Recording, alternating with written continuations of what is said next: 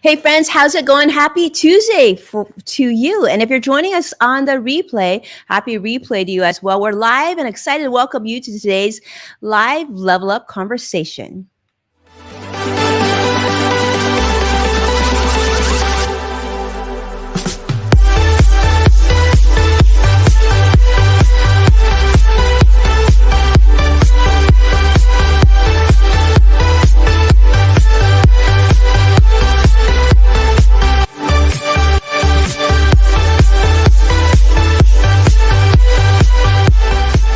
Welcome to Level Up with Winnie Sun.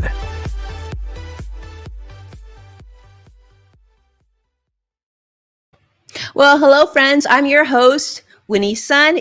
Your Forbes contributor, CNBC council member, and award-winning financial pro here to keep you on top of relevant, trending business news. But more importantly, you're part of today's discussion, and we're going to be monitoring and sharing audience feedback throughout the show. So thanks so much for being here. Today, we are definitely in for a treat because there's something that you probably have heard me talk about, and that is travel. We're doing this series here. I'd love to talk about where you're going, what places I've been to, and of course, trends in the travel industry. So this is going to be a series of programs we have planned on the topic. Now let's talk about how the market closed today, because it was actually pretty good. In fact, there's a triple update. The Dow closed up 54 points. The NASDAQ, though, up 120 points. For those of you who are tech investors, you probably welcome that news. The S&P also ended up 18 points.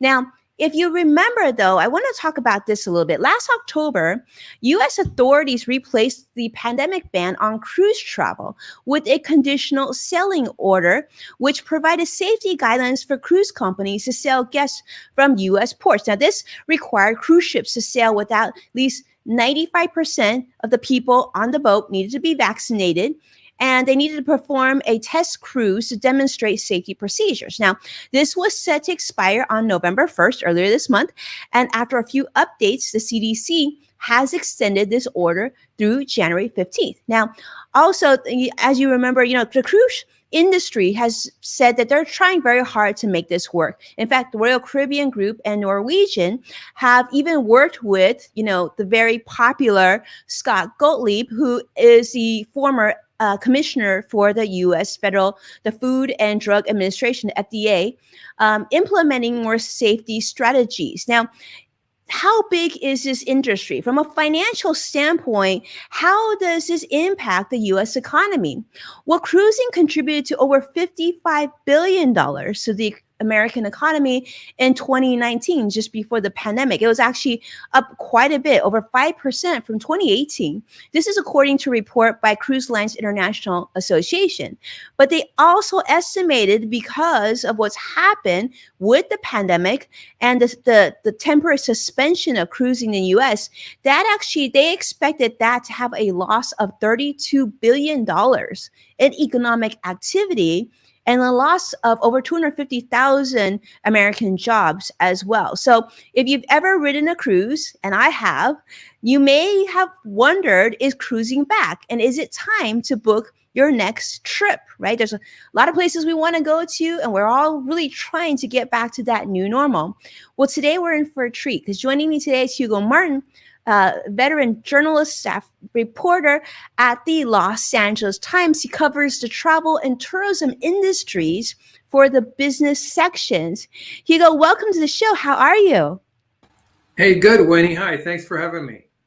Well, thank you for your time and for being here. You and I have many mutual friends, and I know we even got a chance very briefly I see each other at Good Day LA not too long ago, but I love to learn about you. And maybe let's start with this, because, I'm sure through the years, many people have said you have the best job.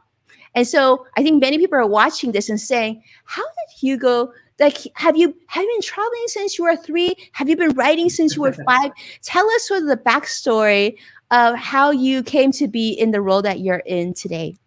It really started in college. I got into the school paper in college, and I loved it so much that when I graduated, I went out looking for internships, and I landed one at the LA Times.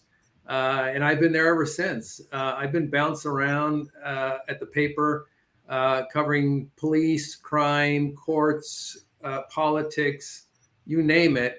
And at one point, a few years ago, they opened up a section called Outdoors, which was all about hiking and biking and kayaking and things like that, which I love to do. So I was able to get a position in the outdoors section, writing about all the things that I love. And that was just so great. Unfortunately, that section didn't do so well financially, and they eventually killed it. And I just sort of got bumped over to the travel section. And I wrote about the same things, hiking and biking. I was sort of the outdoor adventure writer for the travel section, going to places like Utah and rock climbing in Vegas and, mountain biking in El Paso and all these sort of things. And then eventually, the travel section sort of shrunk in size, and I was offered sort of a move over to the business section where I could continue writing about travel and all the things I love, but from a travel perspective. So that's what I've been doing for the past 10 years or so.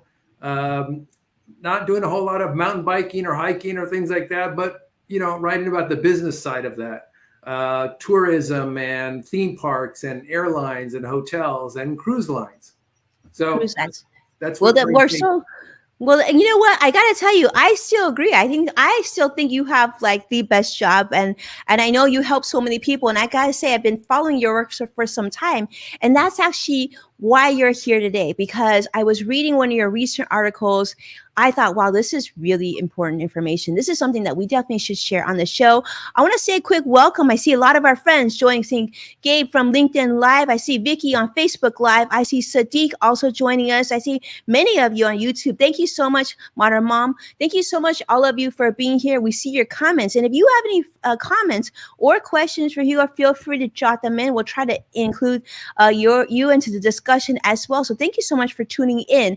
And Vicky is right. Yeah, amazing story, Hugo. I think Vicky, maybe you could find something like this in the UK, Vicky, and you haven't been on a cruise, but maybe this will give you some information on what that would look like. Because, I wasn't sure if cruising was for me. I'll be honest with you. My parents have been cruising, but of course I thought, well, maybe when I get older. But then when I had kids, we did do some cruising. We went on a Disney cruise. One of my colleagues says, Winnie, it'll change your life.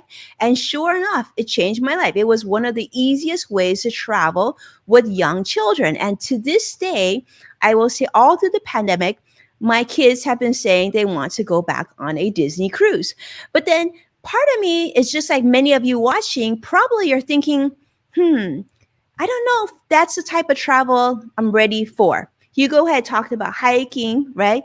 Outdoors, that sort of travel we've been doing a ton of. That feels very, very safe right now. But the pandemic has certainly changed a lot of ways that we've traveled. And so let's talk about this a little bit. Hugo, from your standpoint, how the pandemic has impacted the cruise industry. Yeah, well, you're exactly right. During the pandemic, there was a huge surge in camping, hiking, mountain biking. Bike sales went crazy during the pandemic. People just wanted to do something. And those outdoor things, as you said, were a lot safer to do during the pandemic. Cruising got shut down. I mean, primarily cruising in the USA was shut down for over a year. All the cruise lines voluntarily shut down somewhere around March of 2020. And they only recently started to set out sailing again. Europe started a little bit earlier than we did here in the U.S., but the big U.S. companies, Carnival, Holland America, Royal Caribbean, Celebrity, they all started just recently. And remarkably, people are ready to go back to cruising. The numbers of bookings have started to pick up, and some of the cruise companies say the demand has already reached the pre-pandemic levels. Wow. So, there's a core group of people, Americans, who just love cruising so much. They can't wait to get back out there. And they just don't seem to be too worried about the coronavirus, by the fact that the demand is so high still. Yeah, so interesting. And I know you recently toured a cruise ship, didn't you? Yeah. The Princess, what was it? The Destiny, I believe. I can't remember now. Yeah, it was docked in the port of LA. and it was just about to start its maiden cruise from Los Angeles. How exciting. Well, it is fun. Typically if there were no pandemic, cruising is really, really fun. Everything's sort of included. I know Vicky is saying she's never been on a cruise. Gabe's also saying that, he's asking, has the travel industry recovered? I'm interested in transitioning into a career in the travel and hospitality industry. And we had our executive, Mark, last week from Hyatt talking about how travel has definitely come back and how hotels are getting very full. But cruising's a little different in that in some ways you're almost on a like a small island. You have a lot of people, and when you're eating and whatnot in very sort of confined spaces, it's very hard to social distance on a cruise ship versus going to a traditional hotel or property. So I mean, that's what's interesting, is that there's a lot of people, like you said, there's pent up demand. People obviously want to get back to normal. But like you said, COVID, I would think should make you pause, but it hasn't. Are there certain things to consider? I mean, for passengers who are interested in going on, or maybe they've been invited by their friends or family members to get back into cruising, and they have some hesitation. And I think this was really interesting, Hugo. You had written about that.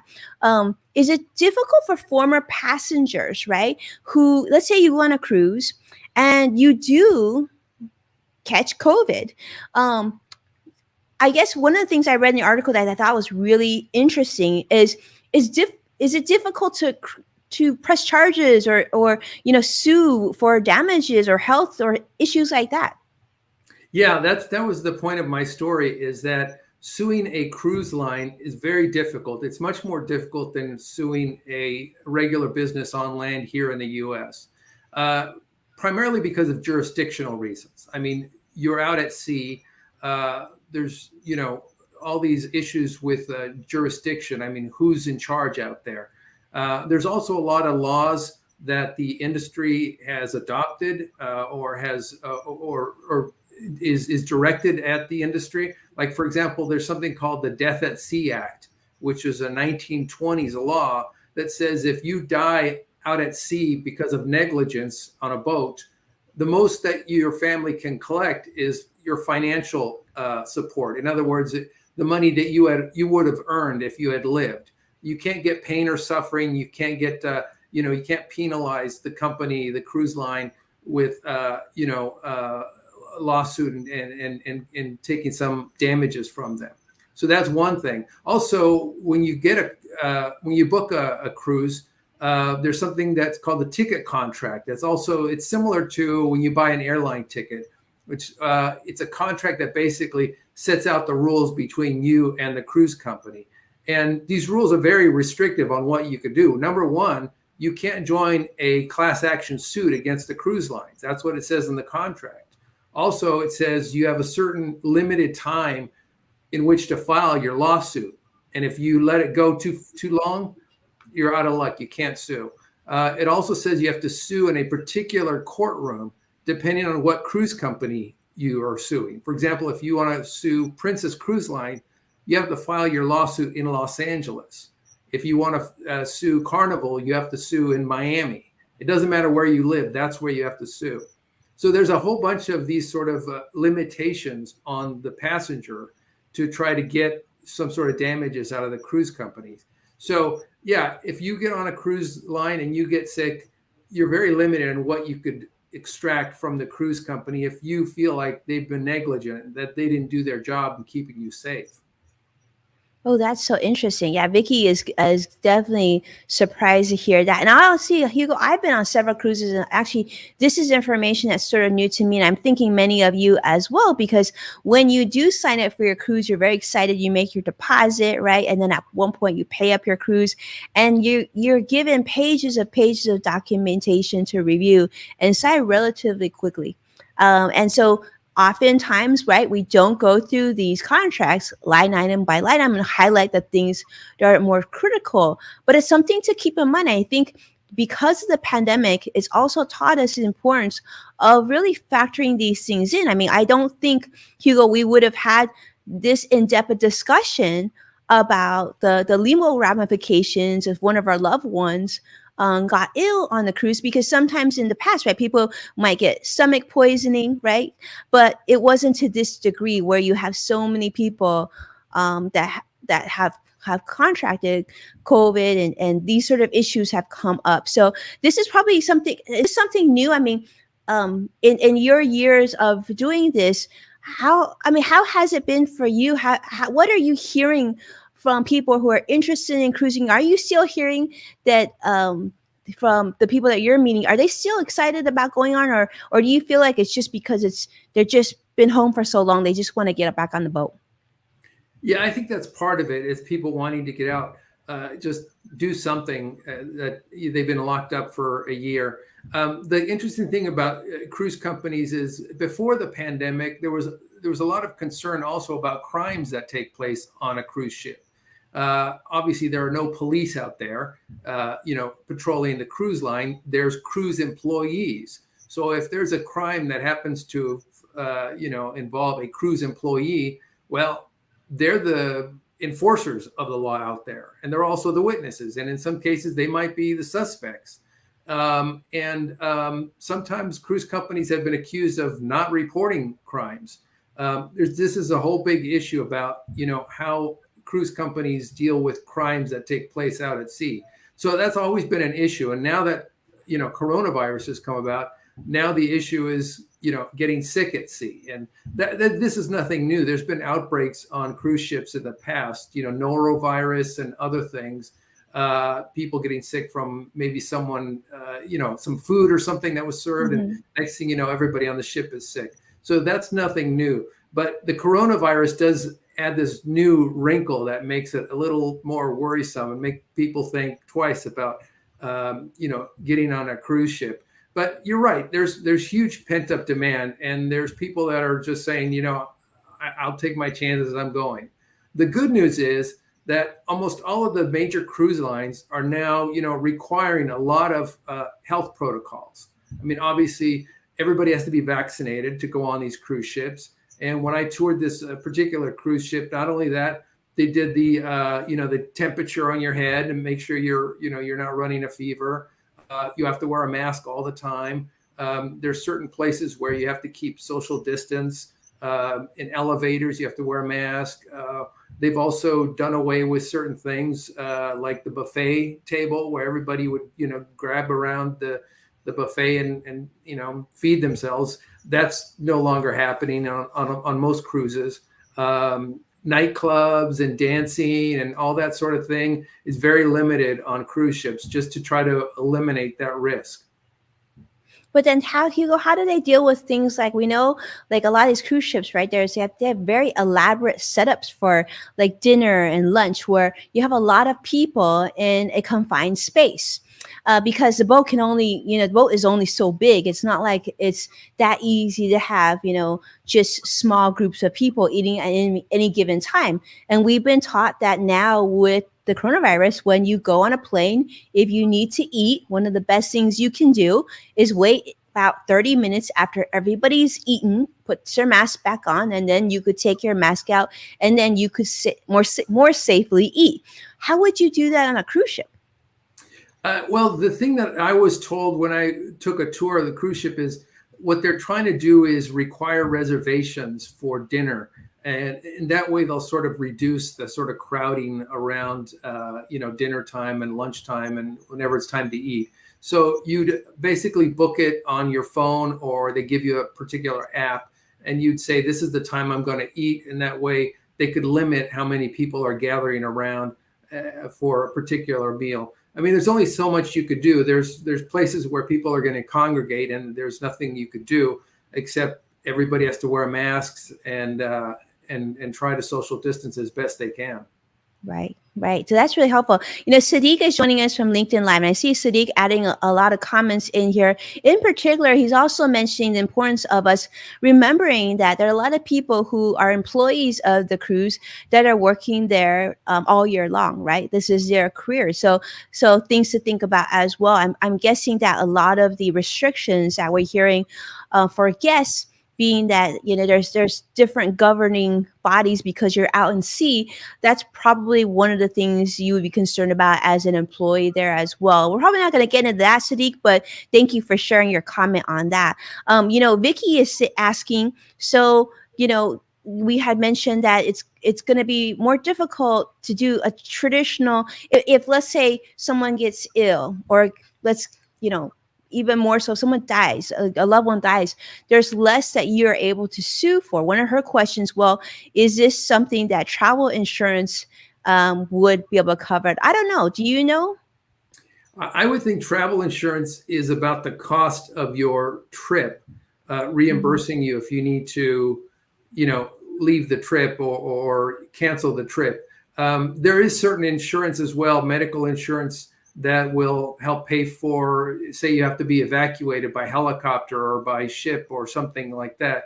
There is insurance for that as well. Pretty much for any sort of circumstance like that. But as far as getting ill or actually dying because you got sick on a cruise ship, I don't know that there's insurance for that, particularly specifically for that situation.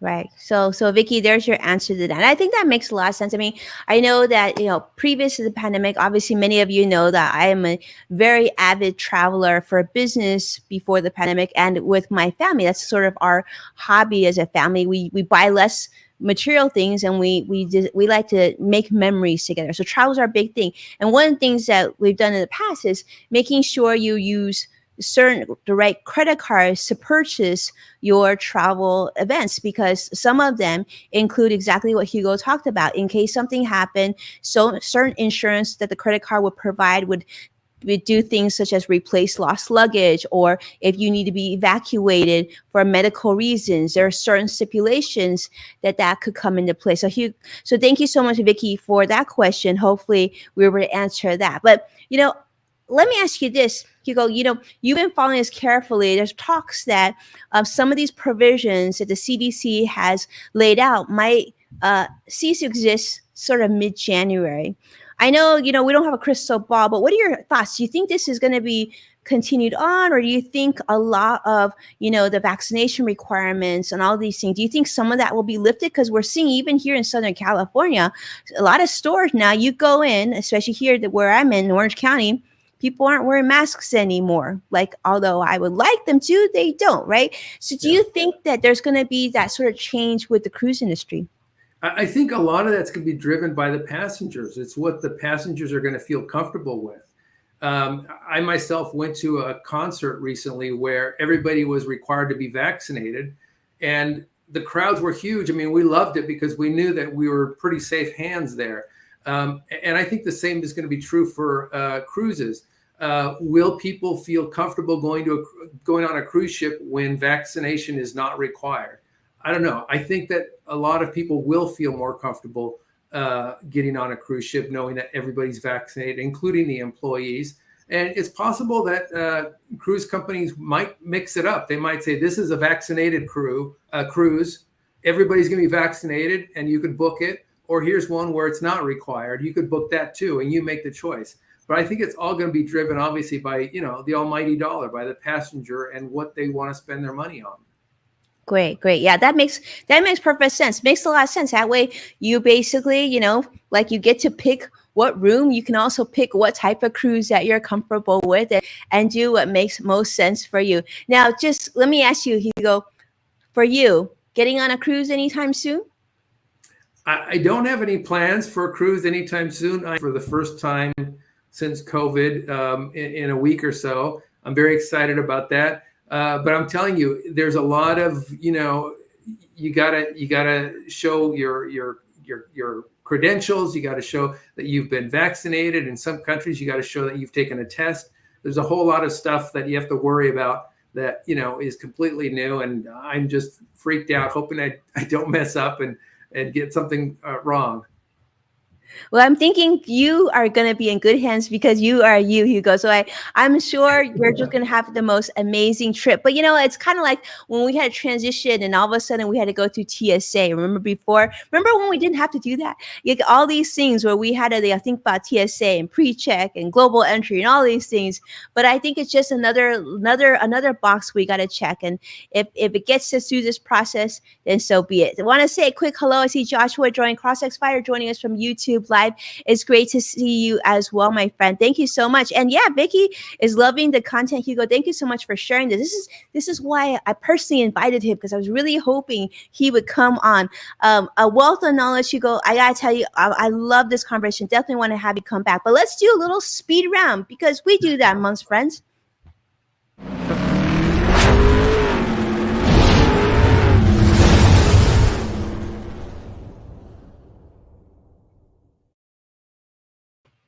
Okay, Joshua, I know you love speed round, and this one's really special. Now, we're going to give Hugo a couple of minutes to answer a couple questions, and I thought about these, right? What would I want to ask him? So let me ask you this, Hugo. You've traveled around the world. We know you've got a trip coming up as well. Now, given what you know and given all the reporting you've done all these years, if you were to live in one place outside of the United States, now I know you live in California like I do, which is, let's be honest, pretty great. If you were to live somewhere outside the United States 6 months out of the year, where would it be, and what months would you stay there? Interestingly, I've been thinking about this lately because I'm, getting pretty old. Thinking about retiring sometime soon. I've really been fascinated with Portugal, and particularly the coast along, Portugal's coast. Maybe sometime in the, I don't know, spring of time of year. It's so beautiful. I was there briefly when I was in college, just barely for like a weekend, but I'm fascinated by it. And so my choice would be maybe try Portugal, the coast, somewhere along the beach, some little quaint cabin, and just while away the days drinking wine and reading. That sounds marvelous. That sounds marvelous. By the way, Tim is joining us from Facebook Live, Hugo, and he says that you look 21. So you know what, Tim? We love you. You're just the nicest. Thank you so much for saying that. Thanks, yeah, I agree. And I gotta tell you, Hugo's kind of a newer friend for me. I know a lot of his old friends and his colleagues from the LA Times are my long time friends. And I just feel like there's some magic juice at the LA Times. Like everyone looks so young. Yeah, it's an amazing thing. Yeah, Vicky's laughing. Yeah, it's true. You'll have to check them out. Facebook Live. See you, Vicky. Thank you so much. All right. Second question. Now, I thought of you, many of you. I thought of you, Tim, and Vicky, and so many of you, Sadiq, for this question. And this is, Hugo, you've interviewed countless people in your impressive career. Is there someone that you've always wished that you could interview? And who would it be? And of course, if you only had 1 hour to spend with them, what are 2 questions that you would want to make sure that you got a chance to ask? Well, that's funny. Most people would probably say some intellectual, somebody, Abraham Lincoln or Mahatma Gandhi or something like that. I'm a huge Bruce Springsteen fan. I got to tell you, I've listened to his music for my entire life, and I've read his autobiography, and I've watched concerts, and so I would pick Bruce. I know he's not, an Abraham Lincoln or someone like that, but I'm fascinated by the guy. I'm fascinated by his music, in particular his lyrics. I would ask him about his lyrics, what inspires him, who inspires him, which songs, were brought out by what personal, tragedies or personal triumphs. I'd ask him about particular songs that I really love and how he came about with those songs, and particularly the lyrics. I love that. Well, let me ask you this, Hugo. So when you hear Bruce Springsteen play, do you get up off the sofa and do you go and get moving? Yeah, as long as no one's around. I don't want to embarrass myself. I wanted people to think I'm a veteran journalist, a mature person. But yeah, when no one's around, sure, I do my Springsteen impersonation. Yeah, I can see Springsteen in Portugal. I mean, in the spring. That sounds pretty cool. That sounds like a very good formula. I feel like you're gonna have to share video of this at some point, I got to because tell you, not to interrupt, but I did run into Bruce Springsteen in a bar years ago, and I was just so nervous. All I could say to him was, "I love your work," and then I just sort of went back to my seat. you weren't like, I'm a journalist at the Los Angeles Times. I would love. No, I was so nervous and scared. I just said, I love what you do. And I left them alone. What did he say? Did he say anything? He just said, thank you. Just, thanks. That's awesome. Went back to his drink. Now, if you could do it again, what would you do this time? Yeah, I would probably think of some witty question to get him to talk and, ask him about a particular song and then maybe buy him a beer. And that'd be awesome. Hoping that he'd let me sit down and talk to him. Yeah, I hope he's with nobody else and it's just you. Yeah. I love it. Well, thank you so much for your time and sharing your wisdom and so much knowledge. I think for those of you who maybe are watching, maybe even thinking about booking a cruise or your next grand vacation, food for thought. I don't know that it's necessarily going to completely change your booking decision, but I always think an educated traveler is always more. It's so much better to go in knowing what you have to do and how to prepare and the situations that you're in. So Hugo, thank you so much. Tim is saying, yeah, an amazing guest. I know he is amazing, right? Of course he is. So thank you, Hugo. You are truly amazing. And for those people who are looking to learn more about you and, of course, the work that you do, what's a good place for people to follow you at? Well, I urge you to get a subscription to the Los Angeles Times, and you could read my work there. But if not that, go to Twitter, and my handle is @Hugo Martin. Easy to remember. And I post all my stories on Twitter. So if you follow me on Twitter, you'll see whatever, and some silly stuff that I post as well. But my stories will all be posted there. Oh, yeah, you're going to see lots of stories. It's really great stuff. I actually say, Hugo, you should actually post your new pet bunny on your Twitter feed too, because that bunny is so cute. But I got to tell you, for my friends who are watching, I recently signed up for Twitter Blue. And Twitter Blue, one of the media companies that you can follow that Twitter Blue will then take away the advertising for is actually for the LA Times. So if I'm a long time, my dad's been subscribing to the LA Times since I was probably still in diapers. And so we're big LA Times fans. So many of my clients work there. So yes, absolutely. If you get a chance, follow the great paper of the LA Times here in Los Angeles. And if you're on Twitter, you can definitely follow a lot of content. Thank you so much, my friend, for doing all that you do and sharing the knowledge that you have so freely and so kindly. We would love to have you back. Maybe next time you'll even get a chance to join us for Portugal, I hope. But if I don't talk to you before, have an amazing vacation. Thank you. Thanks for having me, Winnie. I appreciate it. Thank you. And hopefully after your trip, maybe you'll share some photos with us on Twitter. We would love to see that. And thank you so much, everybody. Give Hugo a follow on Twitter. Let him know if you have any other questions on travel. Follow him and see. I always like to send him. I think it's a great idea to send experts like himself questions on anything that you're thinking about, because sometimes that even might trigger him an idea for his next story. Now, do me a favor, share a tweet out on this the stream that we had today, and also join me on Twitter again tomorrow, because tomorrow, as you know, on Wednesdays we do our mega tweet chat. We have the largest business tweet chat on social media, and tomorrow we have a very, very special show scheduled for you called Make a List, Check It Twice. We have my friend Michelle Fox from CNBC, Deb Nason, who also writes for CNBC, and Jessica Dickler as well, CNBC, Financially Lit, Anthony Coltman, great financial blogger, to really help you make the most of year-end planning. So you definitely want to join us. That'll be 11 a.m. Pacific or 2 p.m. Eastern, depending on which coast you're joining us from. You can join us in those sweatpants. You absolutely can. Jump on Twitter, follow #WinnieSun, and join in the conversations. And, we would love to see you make some new friends, right? So thank you so much, my friends. Be well. Thank you for watching. Take a moment to share this show with someone that you care about. And as a reminder, you can find full episodes of Level Up on NASDAQ, the CW in San Francisco, Amazon Fire, Roku, and many, many others. So be well, and I can't wait to see you again this week. Take care now.